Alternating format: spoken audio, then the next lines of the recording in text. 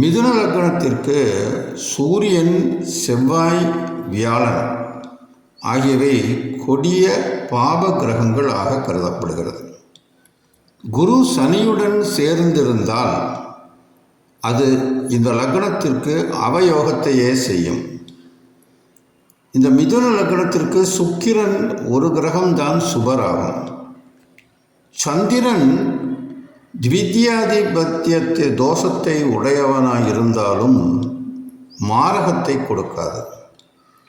சூரியன், செவ்வாய், குரு இவர்கள் மாரகஸ்தானங்களில் இருந்தால் மாரகத்திற்கு சமமான கண்டத்தை கொடுப்பார்கள். குருவும் சனியும் தர்ம கர்மாதிபதியாகையால் யோகக்காரகர்கள் ஆவார்.